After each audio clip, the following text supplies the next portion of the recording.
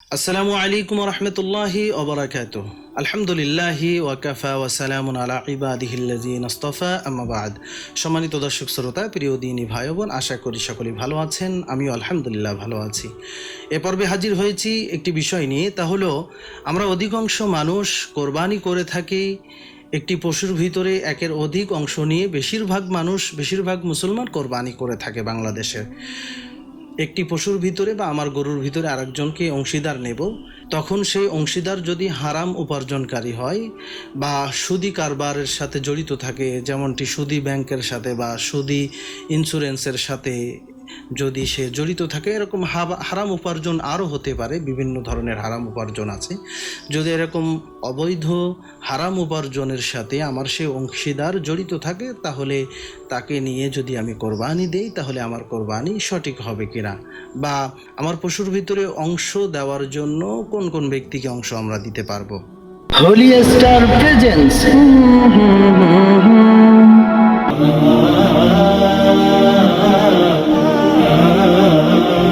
তো কোরবানি করার জন্য আমরা যখন পশু ক্রয় করি, আর সেই পশুর ভিতরে যদি একের অধিক ব্যক্তি অংশ নেয়, তাহলে আমাদের খেয়াল রাখতে হবে, যদি কোনো অংশীদার তার হারাম উপার্জনের সাথে সে জড়িত, তার উপার্জনটা, তার আয় ইনকামটা হারাম, যদি এরকম ব্যক্তি পাওয়া যায়, তাহলে দেখতে হবে যে ওই ব্যক্তির অধিকাংশ ইনকাম হারাম কিনা। যদি তার অধিকাংশ আয় ইনকাম যদি হারাম হয়, তাহলে এরকম ব্যক্তিকে যদি আপনার পশুর ভিতরে অংশ দেন, তাহলে যে কয়জন ওই পশুতে অংশ নেবেন সবার কোরবানি নষ্ট হয়ে যাবে। একজন হারাম উপার্জনকারীর কারণে 7 জনের কোরবানি নষ্ট হয়ে যেতে পারে, 5 জনের কোরবানি নষ্ট হয়ে যেতে পারে।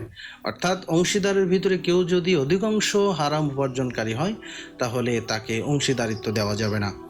কোনো ব্যক্তি যদি সুদি ব্যাংকের সাথে, সুদি এনজিওর সাথে বা সুদি ইন্স্যুরেন্সের সাথে যদি জড়িত থাকে, তাহলে তার ক্ষেত্রেও দেখতে হবে যে ওই ব্যক্তির হালাল কোনো ইনকাম সোর্স আছে কিনা। যদি ওই ব্যক্তির হালাল কোনো ইনকামের রাস্তা থেকে থাকে, তাহলে তাকে অংশীদারিত্ব দেওয়া যেতে পারে, এবং তাকে বলতে হবে যে, তাকে জিজ্ঞেস করে নিতে হবে যে আপনি আপনার কোন ইনকাম দিয়ে এই কোরবানিতে অংশ নিচ্ছেন। সে যদি আপনাকে আশ্বস্ত করে যে আমার অমুক জায়গায় এরকম হালাল ইনকামের ব্যবস্থা আছে, আর আমি সেই হালাল ইনকাম থেকে কোরবানিতে অংশ নিচ্ছি, তাহলে সেই ব্যক্তিকে কোরবানিতে বা আপনার কোরবানির পশুতে অংশ দেওয়া যেতে পারে, অংশীদারিত্ব দিতে পারেন। এছাড়া হারাম উপার্জনকারীকে যদি পশুর ভিতরে অংশীদারিত্ব দেওয়া হয়, তাহলে কারোর কোরবানি সহি হবে না, সবার কোরবানি নষ্ট হয়ে যাবে।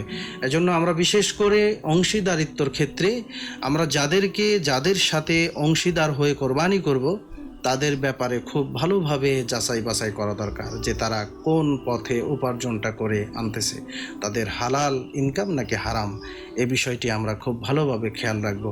আল্লাহ সুবহানাহু ওয়া তাআলা আমাদের সকলকে আমল করার তৌফিক দান করুন, আমিন। ওয়া আখির দাওয়ানা আনিল হামদুলিল্লাহি রাব্বিল আলামিন। আসসালামু আলাইকুম ওয়া রাহমাতুল্লাহি ওয়া বারাকাতুহু।